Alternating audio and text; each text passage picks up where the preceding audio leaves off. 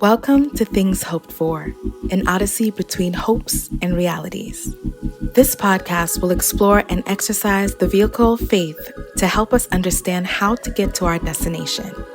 Where are we going, you ask?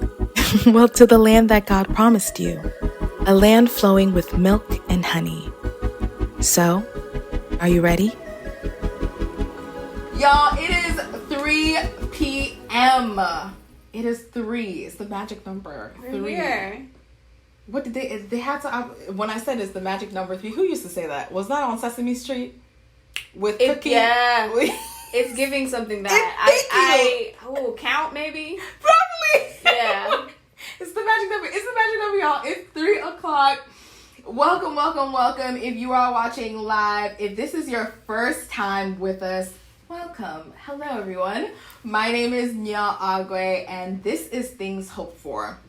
And this is the podcast recap specifically, because we're recapping what was on the blog. And y'all, let me just look at you. Love right here.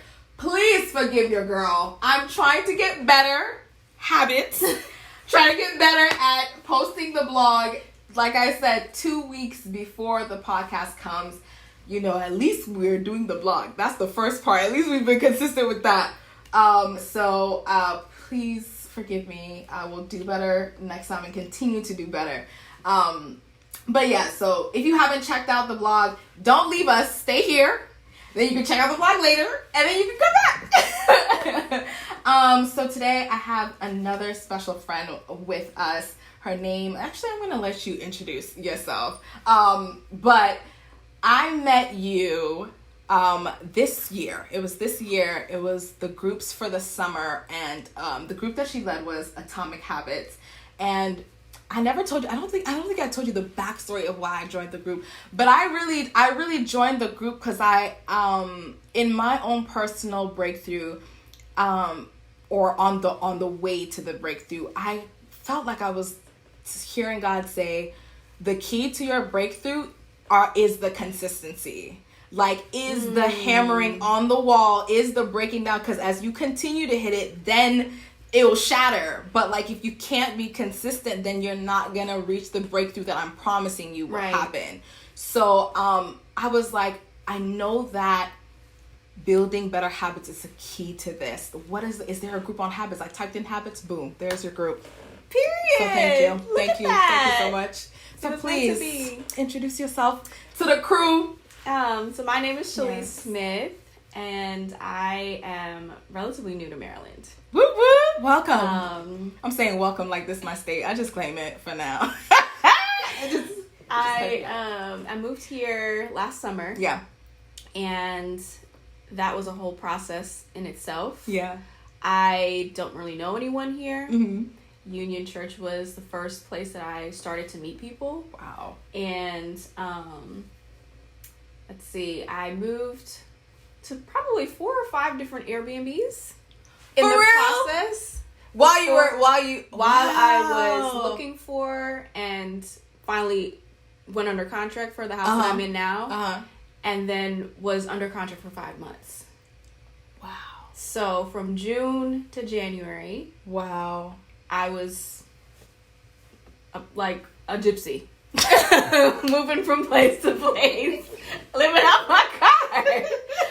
That was real, and like, what? I can laugh about it now. Yeah, but that was not fun. Funny. Yeah, that was not fun, and that was very much a solo experience. Wow, that I don't think anybody else in my life could really relate to because they've never done that. Wow. But I had this pull to move to Maryland, and I knew that that's where I needed to be. And actually, the pandemic made it more possible because I was able to get a remote job. Wow. But yeah, and so now I'm here. I'm more active in church and in community, and it's a beautiful experience. That's crazy. And that would not have happened in Atlanta, where I moved from. Okay. So we're gonna get into that pull because I really want to know more of that because I think that's so much bravery and so scary at the same time. But I want to get I want to get to know you a little bit more. So I got 3 random questions for you. And y'all, she was so nervous in the beginning. I was like, girl, don't worry, It's chill. They're super random. They're supposed to be fun. So, you know, loosen the clutch. Okay. All right. So first question. Okay. This is music. Which music track best describes your life thus far? My life? Mm-hmm. Ooh. If you could pick one. Oh my gosh. If life is too much, okay, then let's do a moment. I like Afro beats. For real? I love Afro beats. My type of girl. Yes. My own brother doesn't like Afrobeat. I almost disowned him. I said, what? Afrobeat. The word Afro is there. You're even African and you don't like That it. is crazy. Yeah, we should disown him. What do you think? For sure. Yeah. Like, I like it more than reggae, and that's Wow. the fact I even said that out loud, I'm sure, like... Make sure your people don't shun you.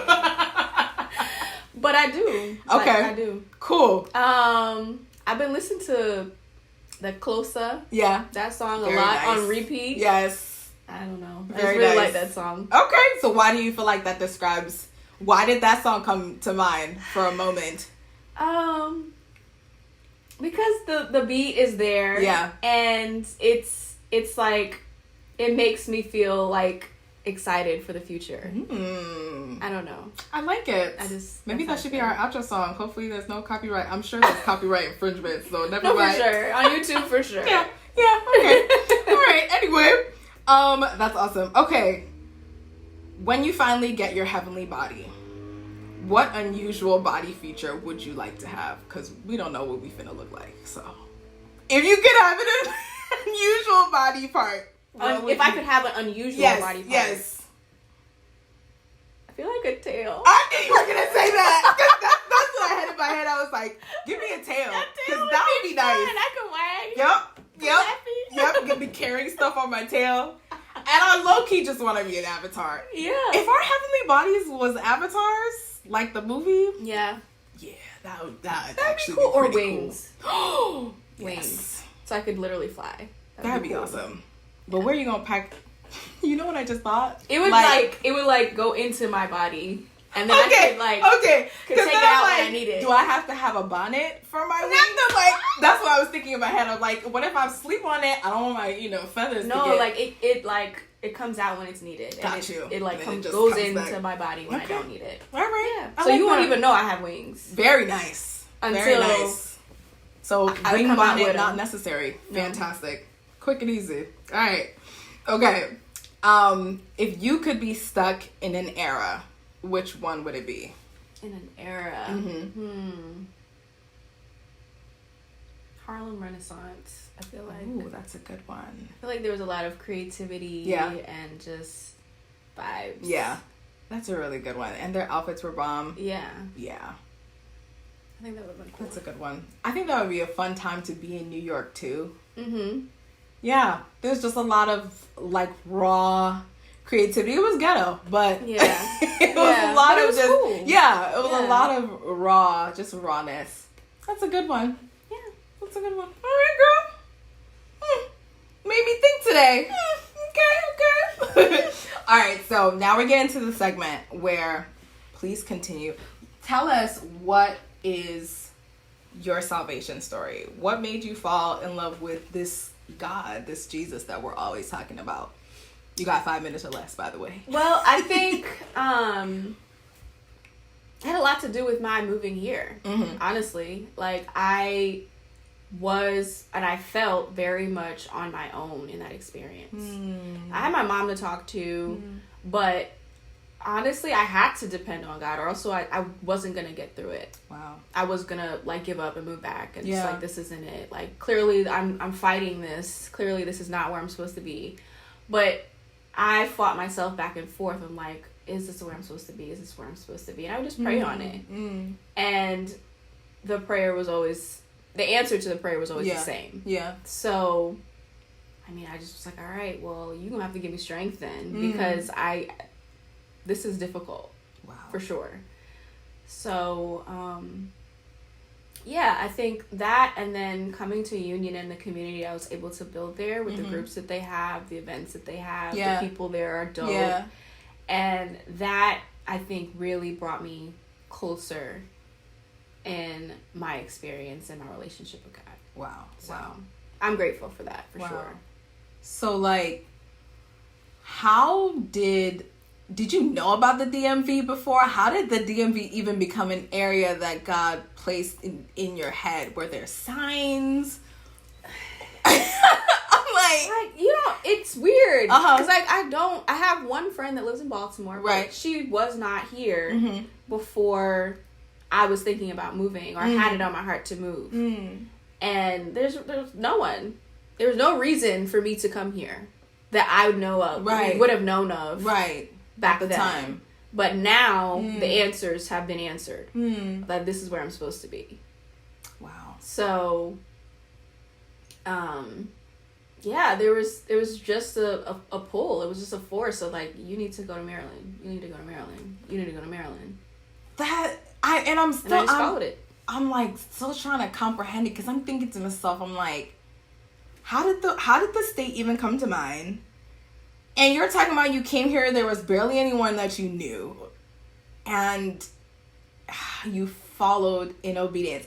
Okay, this is not even one of my questions, but do you feel like you have reaped your reward of that obedience thus far? Like, is there anything that you're like, I'm glad I followed the prompting? Because I think something that's interesting about having a relationship with God is at the same time, on one spectrum, you can't always 100% say this exactly was God. Mm-hmm. That's why the confirmations is more than one, and that's why even in the Bible it said out of the mouth of two. Yeah. So like, because to sit there and say on one go that I know exactly what God says, that's unthinkable, because you can't, like, this is God we're talking about. Like, you can't say that you are the one who interprets and knows exactly. That's why the Bible says two, more and more confirmations is bomb. So I'm like, girl, I didn't even forgot the first part of the question that I just kept. Do you remember what I had just asked? No. I was waiting for it. It's fine. I guess what was in me to ask was like, it was, have you reaped the benefits of why yes. Thank you, Lord. I think I have in like the community I've built, because when I say that my relationship with God and like what I was doing, going to church, that was non-existent in Atlanta. Yeah. Like, it was an ideal, but there wasn't a space that I felt comfortable to go to there. And there probably is a good church in Atlanta that's great, but it wasn't for you. But it just didn't vibe. The vibe wasn't there. Yeah. And I feel like that's really important when you're going into community to worship. Wow. And I think Union just delivered. And it's crazy how it was not even Union until very recently after I moved. Yeah. So that was crazy too. Wow. Like the timing of it. Yeah. So, but awesome. Yeah, I think that my new home at Union, I think, is the greatest thing that I've been able to get. And then like my career is moving in a different direction, and I'm learning new things, and girl, I commend meeting you for new that people, boldness. and I love it. I commend you. That's why when you told me that, I was so stuck on it, because I was like, that's boldness. Like, I mean, yes, that's new. You know what I'm saying? That's new for me too. Like, you had a new relationship with God, and it's just newness. It's just newness. The boldness in what I did was new too, because if you had seen me maybe 10 years ago, like 18-year-old self, I was like, I'm not even leaving Georgia to go to college. Wow. I'm going to 2 hours from home. Right. Like, I'm not. No. Wow. I'm too scared. I need my mom. Mommy. Where are you? So, oh my gosh. That in itself, it was like, and I wasn't scared to do it. I just wasn't scared to do it. That's so good. I just did it. Come on now. Okay. Yeah. So, to the blog. Was there anything that you feel like stuck out to you before we get into the nitty gritties? Anything that stuck out to you, or anything that you like related to? I think when you spoke about the micro actions. Oh, yes. That is probably something we're going to touch on in the questions that we have today. Because that, I think, is a huge part of maintaining habits. Like, you can have these all these ideals, these goals that you want, but those individual decisions leading up to whether you do a bad habit or go to the good habit, that's what's the definition of you. That's the key. That's the key. Yeah. So I think that's a huge part about it. Yeah. Okay. So let's get into it, because this is about to be good, y'all. Okay, so if y'all don't know, a huge part of this blog, and honestly just this interview too, is based off of Atomic Habits, the book by James Clear. I strongly suggest, look at my eye like this, I strongly suggest that you go and get that book, because I think the author has really great ideals. Not even just ideals. I've put structure. Structure, and I've applied some of his stuff thus far, and it's like working, because I think that and I shared this in the blog, the issue that I was having was that making good habits that's not my issue. Like, I'm an Enneagram type 3, I'm an achiever, I'm always looking for a way to better myself. Now it's the execution, the maintaining part, because just like you said, it can there's a difference between an ideal and then the reality of it. Like, there's the ideal of church, but where's the action of church? There? You know what I mean? And it's the same thing with people. So what does it take to get to that ideal? Yeah, girl. Okay, so if we're probably gonna be pulling references from there or something like that, and we'll definitely make it as like, you know, explained as possible, but still get that book. This probably will not do it justice. Go and get that book. Yeah, you've heard. Okay. So my first question for you was really this. In point 1, called Humble Yourself, You're Only Human, we're really touching on the fact that as humans we're born into sin, and therefore it's our nature to be wicked and to be deceitful. And I think a part of that is just really adhering to that flesh, adhering to our feelings, adhering to our desires, rather than to the will of God. So I wanted to ask you, like, what are some... I know for me that was a struggle. I remember coming into your group, the first thing I said was, like, this is my battle, is to push past I don't feel like it, or I feel like doing this instead of doing what it is that I know I need to do. So how are some ways that you've pushed past feelings in order to sustain the habits that, you know, really just help you to be better, or just the habits that you've built? Yeah. I think it's really all in your head. It's all the thoughts. It's all the thoughts. Yeah. Like like I said in the group, like, your thoughts are going to dictate your actions. So, like, if you are intentional about what you do once you have a thought or once you have a feeling, then I think it's easier for you in the way that you move. Like, there's a saying when it comes to, like, what therapy is, right? Okay. Therapy is about making the unconscious conscious. Okay. Right? Nice. A therapist's job is not to fix you. They're not giving you advice. They're literally helping you help yourself. I never thought of it like that. Yeah. That's what therapy's supposed to be. So that's how I kind of, like, reverse it back on myself. Right. And try to make my unconscious habits more conscious. And so if I'm feeling stressed, okay, right, and my automatic response is to go eat something bad, maybe in those moments that I'm feeling stressed, I sit down with myself and I'm like, wait a minute, remember this feeling? Okay, what are we gonna do with this feeling? I know you want to go eat that candy bar or whatever it is, but that's not the direction we want to go in anymore. So what's something else I could do that would alleviate the stress that I'm having right now? And that's the pivot, right? The other thing would be thinking about when I feel regretful when I do the bad thing. Right? Like after you do it, you remember that feeling the last time you messed up and you did what you felt like doing? Remember how you felt bad? You felt shame? You felt disappointment? Mm-hmm. You're like, I know I can do better than this. Why did I do it?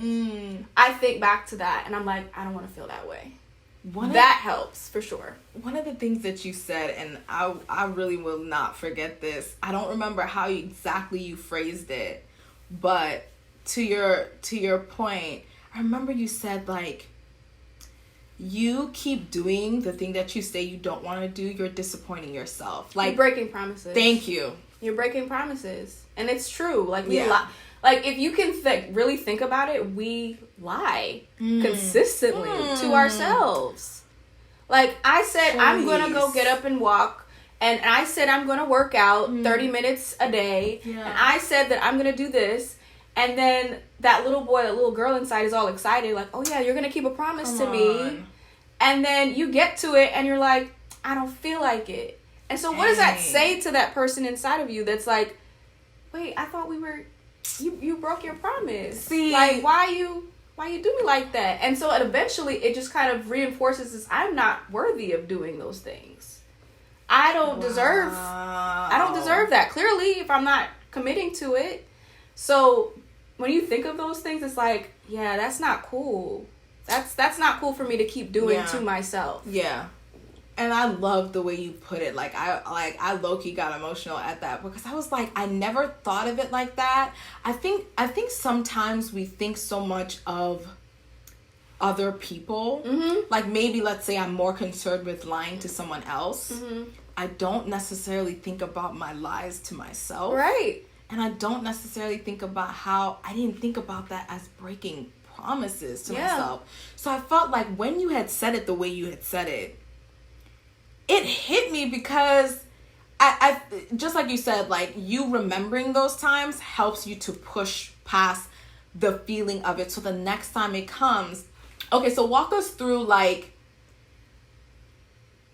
slowing down, catching that thought, right? Like catching that feeling. Like how do you even get there? Yeah, so I think it's very much like those micro actions. Like so I have to. You have to train yourself to do it, essentially, and pause. Yeah. Because it's so easy for us to automatically pick up our phone and scroll. Right. Or, turn on the TV and watch TV for hours when we know we should be studying. Right. That is our automatic response in a lot of ways because we've had a lot of practice doing it. Right? We've done that for a really long time. So, and our brains are programmed to do that, to be on autopilot as much as possible. Right. So if we are trying to change that and shift gears, then we have to be more conscious of what we're doing. Yeah. And being like, okay, no, this action doesn't align with where I'm trying to go. Yeah. So I need to pause and be like, okay, I know what I'm feeling right now. I'm feeling stressed. I'm feeling anxious. I don't feel like going to the gym, but I don't want to feel shame for, gaining weight because I didn't go. Okay, because it's gonna be your fault. Right. And or I don't want to, disappoint myself. Yeah. But then on the flip side of it is, remember when you were proud? Wow. Remember when you were proud when you did commit? Yeah. Remember when you were proud of like, I lost those pounds. Yeah. I was able to achieve better and I did better. Yeah. Like I was really proud of myself when I did that. And I think living in those good moments, I think are good spaces to be to push you in the moments when you're like, I don't feel like it. That's really good. I love how the book too was talking about like just the practice of actually saying what it is that you're doing, both the good habit and the bad habit. Like when you're looking at that cookie, you better be looking at that cookie and say, I'm looking at this cookie and I know that by eating this cookie I will not be able to commit. That's 200 more calories that I should not have. And so he just speaks about the act of saying it makes it more real than it living in our thoughts. Right. And it's so crazy because it's like God talks about that. He talks about like the power of life and death is in our tongue. Mm-hmm. He talks about how we have authority in what we speak. Right. And that's one of the habits that I love that you even talked about too, and pointed out in your group, was that the habit of speaking over yourself right. is a way of combating negative thoughts or negative habits that live in our head. Right. Because I think that our head is such a interesting space, and just like you mentioned, it goes so quickly, like you don't even notice that you've thought about it or whatever before it even actually manifests and you're acting on it in real life. So I loved how in the book that he was saying a way to slow down and catch that feeling and catch that thought is to actually speak it. Hey, I'm feeling anxious right now. Mm-hmm. And I think it just kind of positions you to be like oh. Yeah, like I'm feeling anxious. Like you didn't even know what you was about to do. That's what you're saying. Like you didn't even know you're about to just binge eat. Like come on, and not be conscious of it. Like you're just living in that feeling of like, okay, I just need to do this to like feel better. Like that, I just want to feel better. Yeah. Right. Yeah. But you know how you're gonna feel after. Yeah. Like if you're conscious of those things, I think that kind of stuff helps. Yeah. In interrupting the patterns that we've established. Can you give us an example of a habit that you have replaced a more effective reward to? Like the reward of I just want to feel better. Like what's one example of a habit that you've, and tell us what you used to do and then what effective reward you replaced it with. Okay. So what I used to do and then what effective reward I used to replace it. Yeah. I think one of those things was my walk in the morning. Yeah. So that I think is just that space of, okay, now I have a space to spend time with God. Yeah. Right? I have a space to clear my head, Yeah. to release the anxiety I have, and prepare for my work day.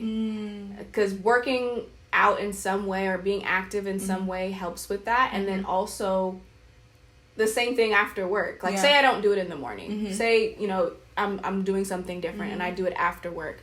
I think being active right after work, especially if it was a stressful day. Yeah. Because normally what I would have done was go watch some TV, go scroll on Instagram for a little while to decompress, drink alcohol. And I try not to do any of those things anymore. And alcohol is pretty much cut out at my life now. Wow. But those things you would turn to. Yeah. But if I turn to something else that I know is better for me, and it does give me the release, it gives me the calm, it gives me the decompress. Yeah. So that is something that I've shifted. That's awesome. I think we gotta also there's an exploration of yourself that needs to happen For sure.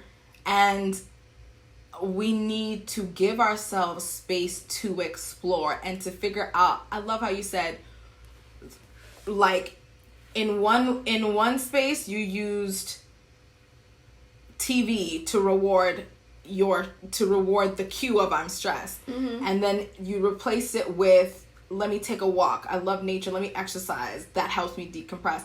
But like you had to give yourself a space to explore learn that about yourself. Yeah. Before you could even say that this and this is so key because I want us to all, even me, I have to remind myself that like I don't know if it's because of other people's lives that we see or things like that we think it's just this. It's just gonna happen like that. Like I'm gonna know. The next thing I try is gonna be that thing. Right. And it might not. And even me just saying what I do might not work for everyone. Yeah. Like some people I still feel stressed after I had this right, walk. Right. I had this walk, girl, and it didn't do nothing to me. It's giving nothing. So like that's fine, yeah. but it's a trial and error. Like what works for you. Yes. And I think like what you were just saying, like what I don't like about social media when you see the fitness gurus, when you see all the people doing the things, the that girl experience, you don't see the struggle that they probably had to get to that point of process being that we're talking about. Yeah, like so you good. just see that they got it, and I don't. Wow. You just see like they have it all figured out. They always are excited and motivated to do what they're doing, and I don't. What's wrong with me? Like, why don't I always have that motivation? And you've had a lot of practice doing it one way, and so you're gonna have to figure out what works for you to shift. And you're not going to always want to do it still. Yeah. Wow. And, like, accepting that part. Come on, accepting that part. Yeah, let me go ahead and move on to the second question because, my goodness, but accepting that part. Yeah. Accepting that part is huge. Okay, girl, so my next question for you was this. So in the book, Atomic Habits, if y'all have the book, it's on page 20. If not, just go with us, flow with us. He really shares this visual about the ice cube melting, and in the illustration he's basically saying like there is a breaking point of an ice cube before it melts, but what we don't know is that it's been melting the whole time. It just hasn't broken a sweat until a particular like degree, until the environment is at a particular degree. So he uses it to illustrate what progress is really like. And I love this specific thing that he says to just explain our own reality, which is like, your work is not wasted, it's just being stored. And then he continues to go on to talk about how like big things come from small, tiny decisions that we make, and just better decisions and staying focused on building systems and not goals. So I'd love to know, like, what are some systems in your life that have helped you tap into identity-based habits? Yeah. So I think identity is another piece of helping me in those decisions. Like in those like, okay, am I gonna go in this way I've always been going, or am I gonna go in the new way? And literally just having the thought, I am a reader. I am. Come on. Speaking it over yourself. I am active. Yeah. That's good. And sometimes you can say those things and like in the back of your mind, like, that ain't true. It's like, girl, you know that's not you. That's a lie. That's not you. But that's who I'm claiming to be. Amen. Okay? Amen. I am manifesting that. Yep. Okay? And I'm going to have actions and things that I do that align with that. Yeah. So some of the things that I'll do, like in the morning, first thing is make the bed. Next thing, now it's almost automatic. Like that, and then I go in the kitchen, I turn on my kettle to make tea. And then I'm getting out the stuff to make my smoothie. Yeah. So those are kind of like more automatic things. But my blender is always on the counter. Yeah. My say later on in the day, my workout clothes are already set out. Yeah. So those are some of the things that Atomic Habits talks about, in that create a system where it's easier. It yeah. Make it easier for yourself. That's so good. So you're not fighting the new habit making the old habit easier. Yes. We want to make that old habit harder. Yeah. We want to make that more difficult to do. Yeah. So maybe it's taking off Uber Eats off your phone. Maybe we just need to take it off the phone. If that's for you, receive it. Take it off your phone. You don't need it. There's a barrier. You'd have to go through the App Store, re-download it, like do all of that instead of just the click to like, oh, I'm hungry. That's like so good. And preparing, I think, is a big part too. So meal prepping allows you to have less decisions that you have to make. Yeah. And the book talks about that too. We already have the meal prepped. We don't have to think about what we're gonna eat. It's there. Yeah. So that's now really it's easier for me to make the better decision than it would be for me to make the wrong one. Yeah. So yeah. I love how the reason why I really like his methodology is that it doesn't fight our natural instincts. And even the main verse that I use throughout the Bible, which is Paul writing to the Church of Roman in the Roman community, and he's really he's talking about the struggle of the fact that like there are two natures in us, and that we will gravitate to what comes naturally to us. So I will naturally want to do the thing that's going to be easier for me. Right. You would think that like And it's not to say that there are people out there who have the willpower to look at that thing and say no. Yeah. That you have been graced with a gift of self-control, and that's fantastic. But in that area that you're strong, there is an area that you are not that strong in, and the willpower for you is not that strong. I don't even try to assume that I have the willpower. Come on. Like, I just don't have the cookies in the house. Period. Like, it's... My friend, she came over and she opened up my freezer. She was like, it looks like Jamba Juice in here. I was like, you know, right, it is. All the stuff for my smoothies. All the stuff for my smoothies. She out here looking for... You got anything else? No. I don't. I have almonds. I have fruits and vegetables in the fridge. But it's nothing that is going to tempt me to get outside of what I'm trying to do. Ooh, I got a question for you.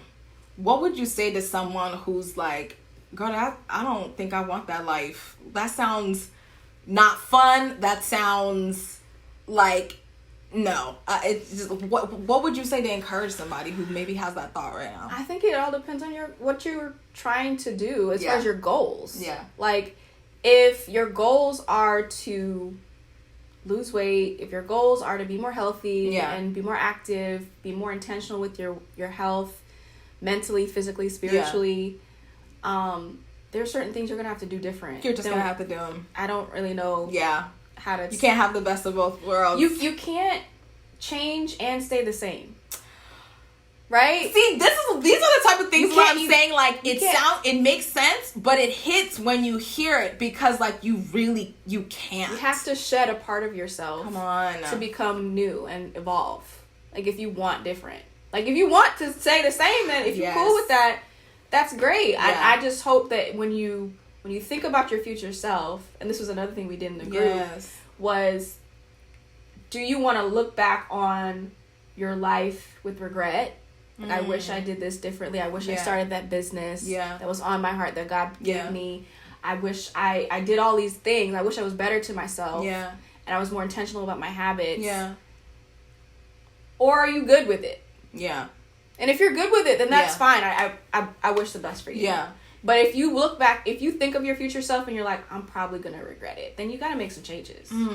Reminds me of Pastor Stephen brought up the narrow path scripture. I don't remember the exact words, but basically it's Jesus speaking, and he's saying that, like, the path to life is very very narrow, and I believe he uses the image too of, like, a camel fitting through the eye of a needle. It's very narrow. And I love how Pastor Stephen had used this different images to explain that, like, most people will not walk that life. That is another example of, like, why it's narrow. You're just talking about fitness, right? These are the things that you have to do to get into the fit life that you want. Mm-hmm. It is not a lifestyle that everybody can do. It's narrow. Yeah. But you know that it's the lifestyle that is needed to get you to the best version of you that you want. Yeah. Same thing with reading more. Don't nobody want to do it. It's narrow. But if you want it to increase in intelligence, you want to increase in wisdom, something that you're going to have to do. Yeah. Everything that, even every discipline that the Bible speaks of, specifically to just following Christ in Christianity, it's all narrow. Mm-hmm. Everybody, it's natural for us to want to say what's on our mind. Mm-hmm. Cuss the person out. Like, whatever. Like, you know, it's natural. It's almost, you gotta pull it back in. Right. It's narrow. It's a narrow path to hold your tongue. Mm-hmm. That is less. So, like, I think, like, for what I would say the same thing to someone who's like, well, this doesn't sound like fun. Well, I mean, it's not gonna be fun. It's not gonna be fun. But at the same time, the reward is there. Thank you. Like, delayed gratification. Key. Girl, you go, what? Key. When you are out here 120 living your best life. And guess what? The people that don't want to go on that path with you, they're going to ask how you did it. And you're going to tell them, this is what I did. And the smoothies that were in my fridge that you didn't want a part of, that's how I did it, sis. And now it's too late for you. Yeah, and now you're just like, oh, but there's gotta be an easier way, right? There's gotta be and that I think is a big thing when it comes to like fitness. Like people want the easier route, like, and they're going to want that easier route, but it's just you have to focus. I love that. Okay, all right. So we got our last question, and I want to talk about week 4 of your group. And you actually, I think this was the statement that you said earlier about the breaking promises to yourself, and just even what you were saying too. You can't want change and be the same at the same time. And in our third point of the blog, we're talking about like dying to self. I believe that God was sharing to me, because in the Bible it says it's talking about dying to self daily. But even breaking down what that means, God was like, it's a daily, yes, but it is every hour, it's every minute, it's every second. And it really pulls on that, like, those micro decisions, that is you dying to self. What was I gonna say? Blah, blah, blah. Yeah, no. And I feel like that was what was challenging for me, was that I would allow a micro decision to slide. And then that's the thing that leads to the... It's the snowball effect, right? Like, you just go down the hill. Yep, and you like, just keep going. I could just... Before you know, you end up... miss a day. Come on. I don't have to... It's okay. Yeah. We don't have to do that. Yeah. And then I missed the whole week. Right? I fell off completely. And then it's the negative self-talk. Like, come on. This is why I don't even know why you thought you could do this. Yep. Like, I don't even know why you even tried with this. Like, this is how you always do. Like, then it's the cycle of that. Yeah. And then you go into those, like, okay, what do I do to, like, deal with this negative feeling I'm feeling now about myself? Because I feel shame. I feel regret. Now you have to kill a bigger giant when you could have just killed a smaller giant. Right. Come on, girl. Right. So talk us through your own personal experience with that. What is the benefit of dying to self? Because even that statement don't sound that fun. Well, I mean, it's relative, right? Yeah. Like, I think, are your goals and where you're trying to go and your purpose, if you've like have that defined for you, are they important enough to you that you know that I have to make this change, or else I'm going to regret not doing what I said I was going to do? So, I kind of lost my train of thought where I was going to go after that. Say the question. Your personal experience with dying to self. Okay. What was your process? So, dying to self, I think in those moments, I go back to that identity piece, right? Yeah. Like, I go back to, this is not who I am anymore. Like, literally, it might even be like, I talked about this in the group, and this is something that it's helped me in my personal development overall, is mirror work. And spending that time with myself, because I like, you can talk to yourself, but like, and even when you're getting ready in the morning, you see yourself, but you don't see yourself, you know? So if I'm having that like talk with myself, really, and having that conversation of like, look, this is who you are now. Yeah. You're changing. You're evolving into a new person. This old stuff has got to go. Wow. This old stuff is not, it's not the vessel that can take you where you're going to go. Come on. Right? It's not the version of yourself that can take you beyond where you are. It's going to keep you exactly where you are. And you're not happy right here. You're not, you know, there's more. There's literally more inside of you. Like, there's pretend, you feel it. Like, you wake up every morning and you're just like, oh, there's an idea for this business. There's an idea for this. That I can do this, I can do that. I can inspire somebody this way. But, like, there are steps to get there. So, I think that's a motivating piece for me. Yeah. Is the other people I would inspire by staying committed to what I'm doing. That's so good. There is a generation attached to what you're doing. God is attaching, because God is a God of multiplicity. what he's doing in your life, what he's doing in my life, what he's doing in all of our lives is, yes, it's for you. It's to benefit you. Fantastic. But he's about multiplication. He's about what can I do in her that is going to reach and touch a nation. Mm-hmm. That's his desire for us. I remember, I think it was me and this other girl in the group. We was just vibing, piggybacking off of each other. And I was telling about my orchid that, you know, because she a plant mom, she a real plant mom. I'm like a plant auntie who just had a child, you know, and it's like, oh, here's my baby. I remember just like watering my mom's garden, and there's a rose bush that's outside, and when it first came, it was this small little thing. And we all know that like when you're planting, when not even when you're planting, things that grow, there's a season where they die, and then there's the season where they reborn again, which is why agriculture is so used in the Bible, because it signifies literally like the resurrection, because plants literally resurrect. But what I found beautiful about my mom's rose bush, I was watering one time and I was like, wow, this thing is really big, not knowing that in each season, not one moment. It's not like it died one moment, it grew from its seed again, and it became this bush. That thing died probably 3 times because it had been 3 years. Yeah. And each season of winter, it dies. Right. But then when it dies, it comes back bigger. Mm-hmm. And that's what, when you spoke about like dying to yourself is needed, is necessary. You cannot operate in the next season with the vessel the personhood that you really are right now.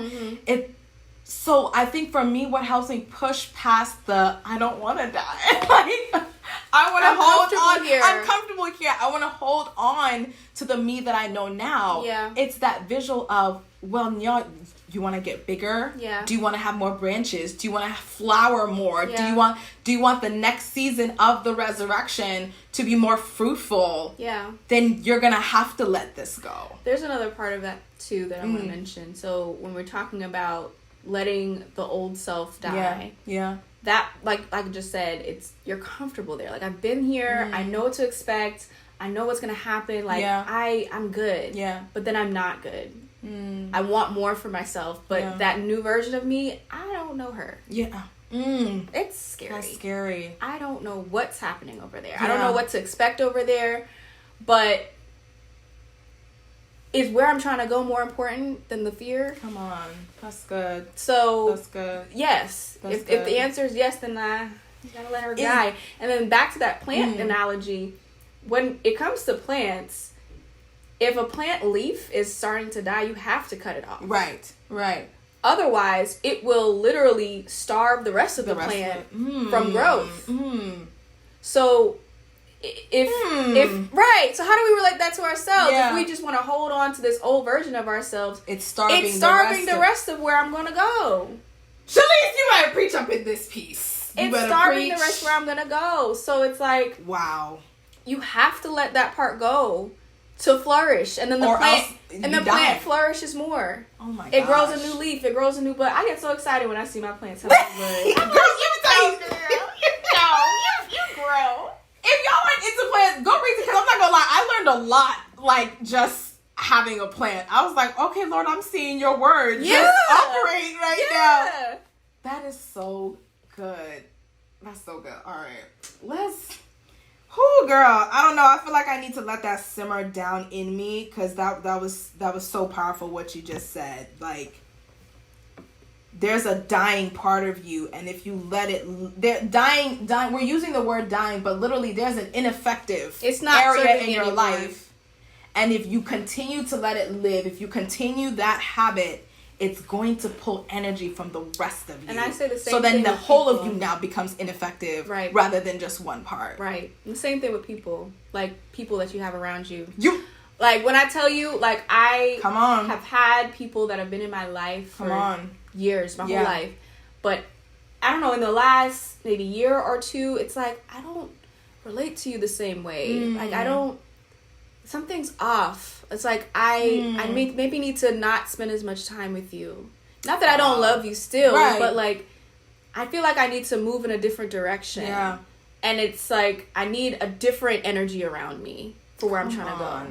So that's another thing too. It's oh Lord, it's a touchy thing, but you gotta. That's a whole podcast in itself. But I love that. I think just taking the time to evaluate and just going in prayer, guys, and just asking God, like, God, what are the areas in my life that need to be cut off? That need to be cut off so that I can flourish. And trust and believe, God will do that himself too, because his word says that he will trim off, snip. He's done it several times in my life when I'm like, I'm too scared to move, and he's like, Snip. I'm gonna move for you. Snip. I'm gonna move for you, and I'm like, oh wait, I wasn't ready. We're like, I better get ready. Because I said I want you to move. Right. And you're gonna move. Period. Okay, God. All right. So we got some audience questions we got to this time, and I love these questions. I think that they're a little spicy, but they're definitely necessary. So Brittany's asking, not to sound like that person, but to be real, why should I care about the generations after me? And just to give some content, sorry to cut you off, love, but just to give some content, I think she's talking about point 2, which in the blog, which is it's not just a goal, it's to reach a generation. And the idea that we just talked about, where it's like, it's more than just you. So you conquering effective habits is more than just you. It's so that generational curses, or the generation that's going to be birthed through you, can also be impacted. But why should someone care about the generation after them? If it's after them, I'm dead and gone. Why does it? Well, I think it's important to care because generations past had to care for where you are. I'm about to run. Right? I don't even have space for I'm finna get up. Yes. You wouldn't be where you are. Come or on. have the opportunities that you have and the life experiences that you have. So good. If generations past didn't sacrifice, if they had the same energy you have right now, you wouldn't be here. Yeah. Sheliese. So how do you take that forward? Wow.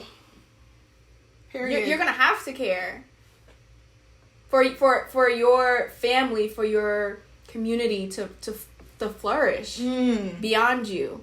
And I think me personally, I have it in me that I care about that. Yeah. And I care about the mental health, wellness, and physically, spiritually, all of that of my community. Yeah. I care so much about that. Yeah. But that's a different journey for everyone. Everyone has their thing that they are passionate about or care about and want to inspire other people to do.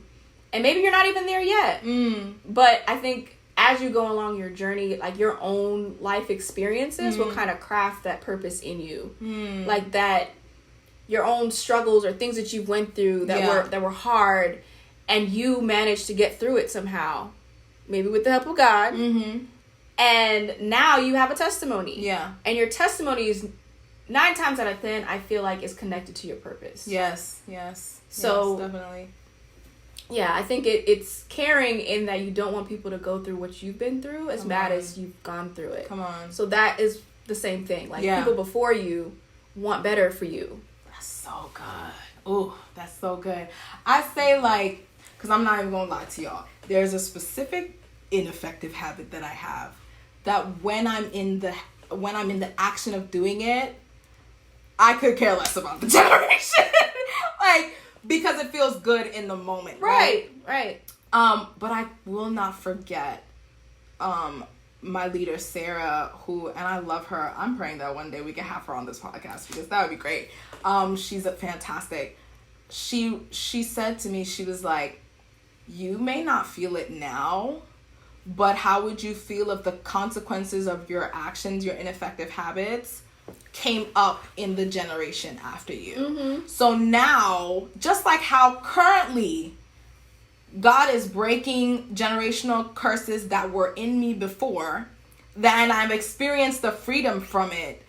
But he's made me to know maybe where it came from, or maybe I don't. There's somewhere I know where it came from and things like that. How would you feel, your great granddaughter, is suffering with the generational curse, but now she's like, yes, no, it's connected from this part. And I think that, here's what I'll say. If you don't care, this is what I did. Because I'm not going to lie to you. Like, yes, the temptation for that specific habit was like, look, it feels good to me right now. I don't care how you have to struggle with. It was a real fling. And I really had to just pray. I said, God, I know this is not of you to not care. That's Help true. me to hold the future generation that comes out of me with just as much importance as I do my current life, like my present situation. Right. And I think that, like, sometimes it's just a prayer because, like, I can get so concerned with me and what needs to go on in my life and be better and stuff like that, and sometimes lose sight of the pure fact that whatever concerns me is attached to other people. So therefore, I cannot just focus on me. I should focus on me, yes, but also other people. And it just points back to something that I was at a different church today, and he was just talking about, to be 100%. A lot of Western cultures think individualistic. Like, we have a very individual mindset. We want to be secure in the idea that what I do affects me and it does not affect anybody else, which is just not true. Yeah. It isn't. We are connected as humans, and what you do will affect someone else. Right. My best friend was just telling me how she went to a doctor's appointment and the doctor was like rude to her before leaving, and it almost messed up her whole day. Just that one experience almost messed up her whole day, and then now it could have repeated. She could have messed up somebody else's day. So it's like, even in the smallest things, we affect each other. Right. So would you rather want to be attached to affecting someone in a great way, Right, or in a way that brings them down even more? So, just thinking through it. Like, if that's something that you struggle with, an idea of like, I'm not gonna lie, I gotta fix me first, Lord. Goodness, oops, I'm moving too much. Can we get my life straight first? And I think that sometimes is really a tactic. Like, I have to get me first, Lord, before I can do. But God's kingdom is opposite from where we operate. He's like, no. Put my kingdom first, and yours will be set up. Yeah. Put other people first before you, and you will be set up. Yeah. Be generous and give freely, and you will be set up. Yeah. So that's my response to that question, Brittany. I hope it helps. For sure. Yes. All right, we got three minutes, but we have another question from Latoya, and she asks, what constitutes as a bad habit? Who's to decide even what a bad habit is and what it's not? I think a bad habit is relative as well. I think it's connected to what you see as you. Like, the version of yourself you see yourself being. If that is not positively leading you towards that person or keeping you in alignment with that person, then that's a bad habit. That's so good. I think that's why the author too talks about there's no good or bad habit. It's effective and ineffective. Yeah. And I mean, to be honest, I'm even reminded of, again, a lot of the Bible verses that connects what's in us to bearing fruit. I love how God shared with me one time, because I was going to share this in the blog, but I ended up rewriting it in a different way, but I'll share it now. I remember there was a season in my life where I literally wrote on a piece of paper success, and I ripped it up. And I was saying, God, I'm going to rip up my idea of success for what your intention of success is. Yeah. Because I believe that success to God is different. Success to God is about bearing fruit, and most importantly, bearing fruit that other people can eat from. Sometimes, like, let's say, for example, your metric for success, let's say you have a website. Your metric for success is, I hit this many views. Great. in essence, you hit that as a successful measure. Did you inspire anyone? Did you uplift anyone? Thank you. Did you give them value? Did you give them education? Did you give them value? Or did they just watch your funny content? Or just watch you and move on? And that's how God measures success. And I think when you're thinking about what is a good or bad habit, how do you determine what's good, what's bad? You first have to reposition your idea of success to, is it fruitful? Mm-hmm. Keyword, is it effective? Yeah. Is it effective to what I'm doing right now? Is it bearing fruit? Or am I just hitting... And that's why the goals thing is not a favorable way to build habits too, because I can run on a treadmill and then get right off. I hit the number, 30 minutes on the treadmill, get right off of it, still continue to have hatred, like hateful self-talk. Yeah. Get right back off and eat a donut. Yeah. I love how, like, one of the first problems that he talks about goal-oriented habits is that, like, both losers and winners have goals. And it stops at the goal too. Like, if you live in the identity, then it can carry you further beyond just the goal. Because, Yeah. like, say your goal is, like, I want to lose 20 pounds. Yeah. You lose the 20 pounds. Now what? Period. Like, what's keeping you Yeah. to stay on this path Yeah. of, like, fitness and maintaining Yeah. it? If you have the identity, that's easier. It's like, oh, this is just who I am. Yeah. So this is not, I'm not changing anything about myself. It's who I am. I'm just staying in the lane of who I am. Yeah. So it's easier to maintain it. Yeah. Yeah. And I kind of want to end off with this too. Like, if we're being 100%, the only being that could ever say what is good or bad is God. And let me tell you why. Because as humans, we cannot be the measure of what's good or bad. Because what's good or bad to you is different from what's good or bad to me. So how can you, a human, be the thing that says this is good and this is bad? Mm-hmm. Especially knowing that our nature, if we're being real, is going to be, well, what's good is what I define benefits me and makes me feel good. Mm-hmm. What feels good exactly is what's good. So thank you. So it's like, so that could be anything. Yeah. If it doesn't feel good to me, y'all, but if murdering feels good to me, then it's good. Yeah. And so to say, okay, who is the person that decides that's good or bad? The end all be all, or ineffective, effective, is truly the creator of the universe, the one where all things were created from, and perfection is in him. He is perfect. That's why the Bible says that, I don't remember what verse, but you don't measure your holiness with your peers, because then you're gonna big up yourself and be like, yeah, I prayed 7 times a day today and you didn't. I'm holier than you. You better measure yourself up to Jesus, because he is the only one who you could measure up to, because he's in no fault. There's no fault in him. Right. So I think it's and the thing is, like, it's not even like a religious thing, and I know I'm over time, but it's not even a religious thing. It's more of a thing like, anything that God says is effective is for your benefit. Right. It actually makes you better. It makes you feel better. It makes you a better person. There's nothing that he would call you to do and not to do that is like, not for a purpose. Thank you. Not for a reason why he's putting you in this season around these people in this challenge. Yeah.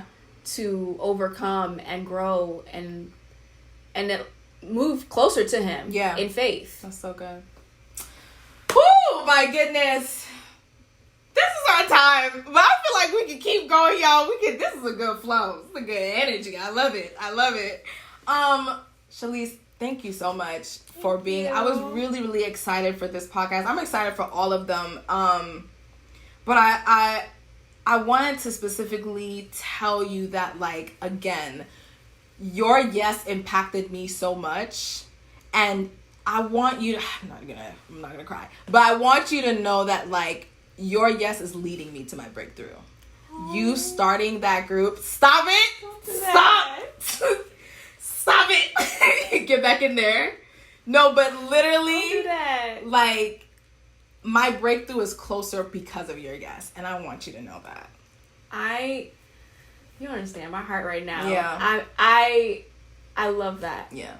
I love that. And that makes me feel more excited for the fall too, because yeah, it's the reason I like went past fear or went past like apprehension of like, is this right? Like, but that's amazing to hear. I love that. Thank you, girl. Thank you. Y'all join her group. It's partly virtual now, so you don't have no excuse. I will make sure to put the link in the show notes. But girl, thank you so much for being a part of this. Could you please pray us out? Yes. Dear Heavenly Father, thank you for bringing us together today. Thank you, Lord. Thank you for this message about habits and identity and how we align ourselves with the version of who you have created us to be. Thank you, Lord. Thank you for this beautiful conversation and dialogue of how we can move in ways that are more productive, more aligned, and support the purpose that we are here on this earth to achieve. I just thank you for this time, and thank you for the viewers and them engaging with us in the questions that they had. And I just pray that we continue to grow and evolve and strengthen ourselves with your support in where we're going. And in Jesus' name I pray. Amen. Amen. Thank you, girl. It was a pleasure. Thank you for having me. Yes, no, you're coming back. You're coming back. That's for sure. All right, y'all. That was a wrap. Bye. Thanks for joining us on this month's episode. I hope it was encouraging to you and a help to your next step in faith. We host the podcast recap live on the last Sunday of every month from 3 to 4 p.m. and I'd love to see you there. Join the THF fam by clicking subscribe in the show notes and follow me on Instagram at ThngsHopedFor for all the vibes. Visit www.ThngsHopedFor.com for the next blog. Until then, see you next month. Much love, Nya Agwe.